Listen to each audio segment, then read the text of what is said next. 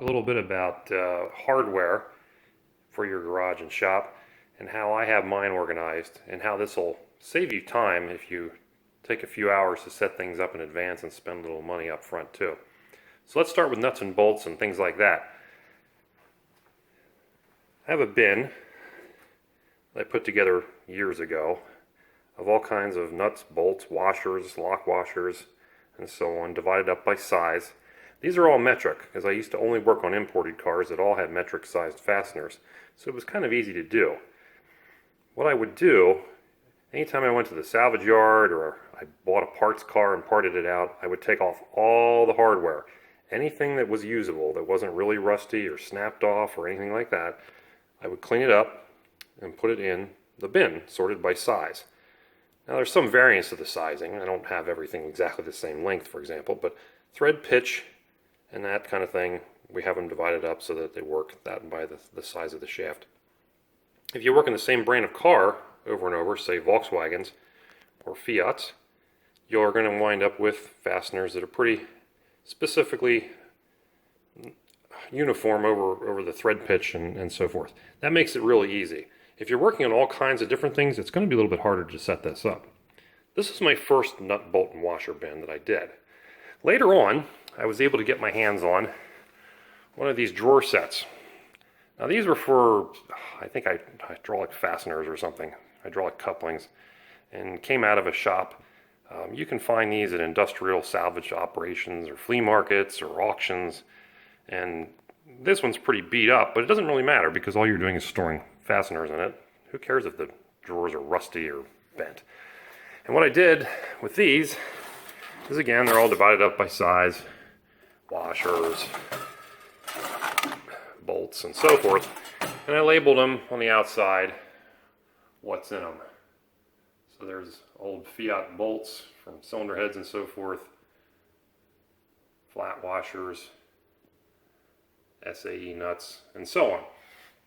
And what I did with this system was I actually found a supplier that sold bulk hardware.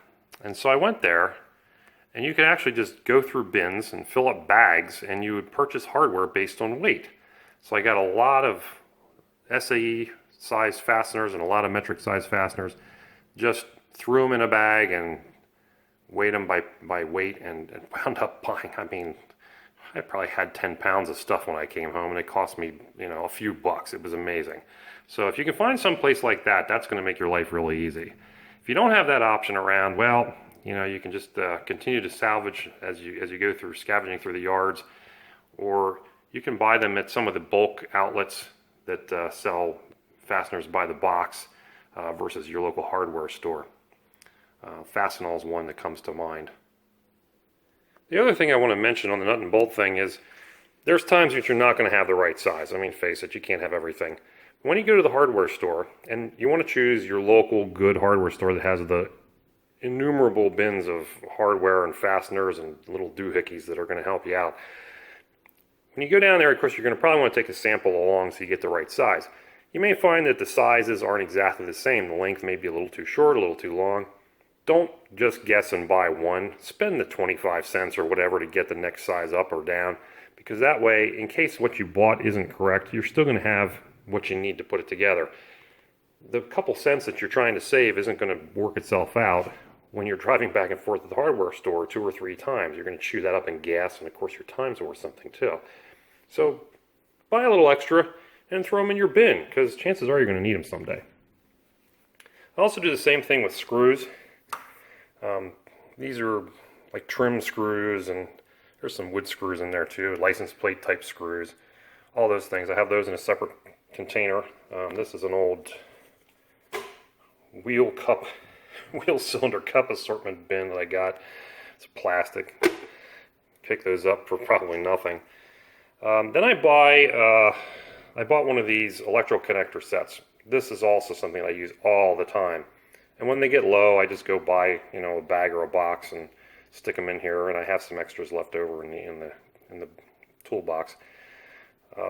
You got to have these. If you're not buying a big set like this, you're wasting your time. I also bought a cotter pin set This is a cheapo Harbor Freight, made in China garbage set. But for cotter pins, it's fine. Now, most of these you're going to find are probably longer than what you need a lot of times for automotive use. But you can just snip the ends off with the side cutters. It's not that big of a deal. The small ones, there's ones that you're probably going to need that are even smaller than that. Those you're going to probably have to source at the hardware store, and then again, buy them, in a bag, buy a bulk of them. The big ones, honestly, I haven't really used very much. See, they're still in the bag. But this is a good cheap way to get stuff, is to buy some of these cheaper things when it's something that doesn't really matter.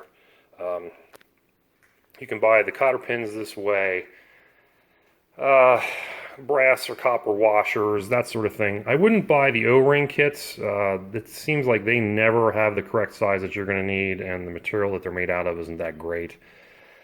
And I also would not buy the nut, bolt, and washer sets. I did that once decades ago. I bought a set of SAE and I bought a set of metric, and I swear I think I used bolts out of those bins maybe half a dozen times. It seemed like most of the time the thread pitch was just wrong, and they didn't fit anything automotive. I don't know what the heck they were for, but they were a giant waste of money. I wound up letting those go at my parents' state auction because they were in their garage. Everything I do and I salvage all the time is hose clamps. You're always going to be needing hose clamps, especially if they got some kind of ugly old strap kind like Fiat's used to have that weren't really easy to use, weren't really reusable. So I keep assortment of these. The small ones always seem to be the ones that go first, the little fuel line ones and stuff. If you can't get a good stockpile of those, just buy a box of them, throw them in here. Also light bulbs, salvage light bulbs out of everything. If I replace a broken tail light, I take the bulbs out. Same with the headlight. The headlights I have stored in a cabinet. But I got bulbs in here from 3 different centuries of cars. And of course, with modern cars, they have 14,000 different ones. Chances are they're not going to have the one you want, but there they are. The containers, these are old, food containers. My wife decided she no longer wanted. I do have the lids for them. I just took them off for display. You can get those, old coffee cans. The problem with things like coffee cans, though, is you got a very deep container. It's okay for things like hose clamps and stuff. I would not just be throwing nuts and bolts in there. You're going to waste so much time fishing through a coffee can type container for stuff. If you don't have them divided up by size, it's just a colossal time sink. Same with throwing them all in a drawer in your toolbox. Don't do that. That's just a big time sink. Please don't. Lastly, I have this box, which is a wonderful catch-all box that I keep. This is all what I call shapes and raw materials. So what I do is anytime I have leftover scrap materials, if I cut a length off, I cut some aluminum off or whatever and use it, I always throw the extra in here. And that way I have an assortment of raw material as well as shapes. Now, a simple angle like that, you can use this for a lot. I mean, it's already got holes drilled in it, but even if you don't need the holes, you can hack the ends off and still use this center section as an L bracket. Things like that just come in so handy when you're fabricating and making things. Pieces like I use these all the time. Not sure what else we got in here. We got aluminum. Just anything I get, if it's got a shape and it's metal and I think I might be able to use it, I keep it. Same way with old pieces of PVC tubing. This was, if I remember correctly, I think I used this as a seal driver for a motorcycle fork. Comes in real handy for stuff like that. They can be cut down and used as spacers. I've done that already. All kinds of uses for this stuff. So don't just toss your excess out there. I've used some small pieces, some big pieces. It's very handy to have. So keep yourself a nice box of shapes in addition to your hardware, and you'll save a lot of time instead of running back and forth to the store all the time.